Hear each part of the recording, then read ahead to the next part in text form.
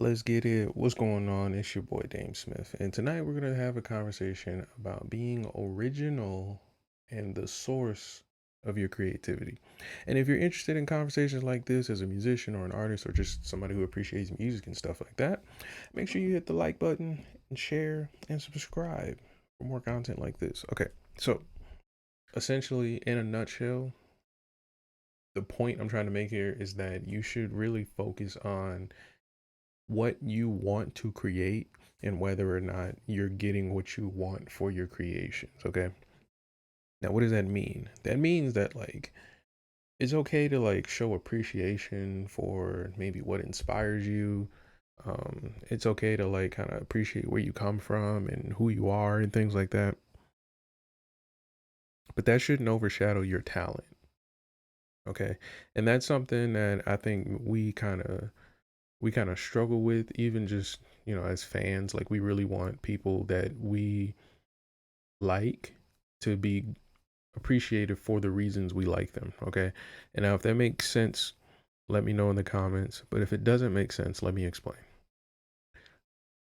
When you see an artist that see representing maybe a genre of music you enjoy, or maybe a place that you're from, or a group of people that you identify with, and then suddenly they step outside of that, does it change how you feel about their talent musically? And the answer to that question is something I'm not going to lead you to. It's just something once you answer it, you'll kind of see the point of why I'm making this video. And what I mean is that there is a bit of confusion when it comes to the reason people make music or are talented in music versus the reason they're performing for you. Okay. And a lot of times it can look pretty distressing, but it's not as distressing for most artists. Okay.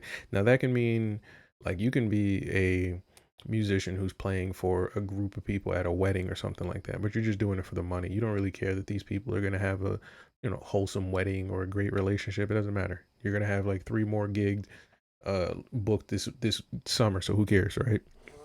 But on the other hand, there's people who believe that there should be some kind of passion behind that act of performing for people, or performing at certain special events and things like that.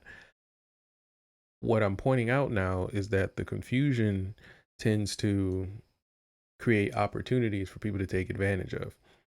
Now, the things that they like to take advantage of are usually like marketing opportunities, ways to kind of persuade your purchase.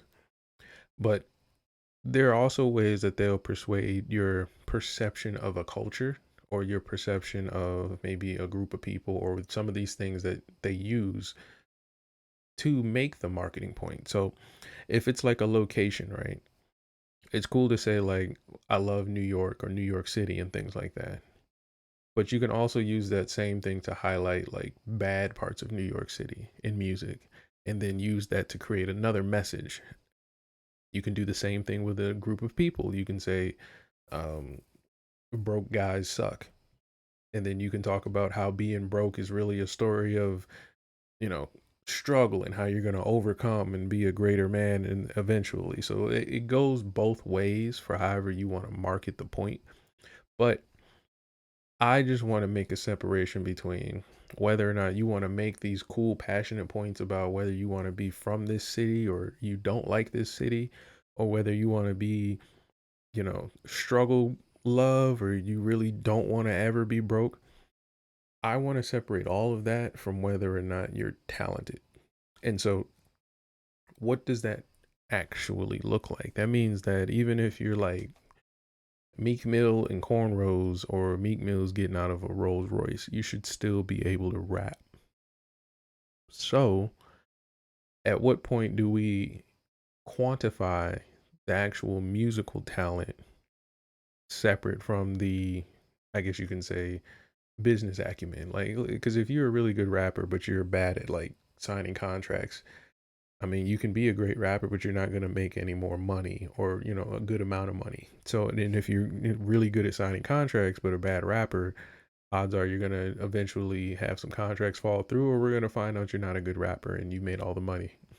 So let's kind of look at the way most artists are approached with this problem.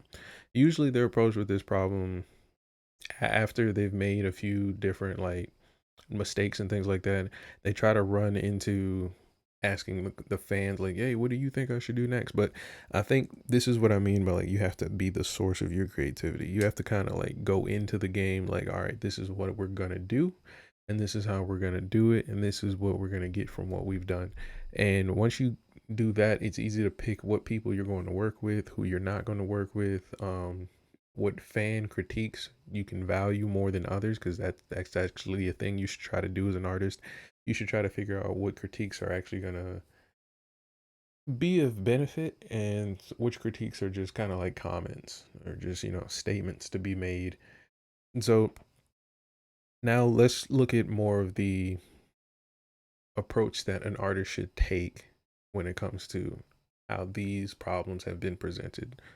So, whenever you're presented with things like, well, you should do it this way, or I don't think this should work kind of issues, or maybe I should consult with my, mentors or whatever, try to come up with an answer to your question, but then at the same time, have a question that you know you're going to learn from, right?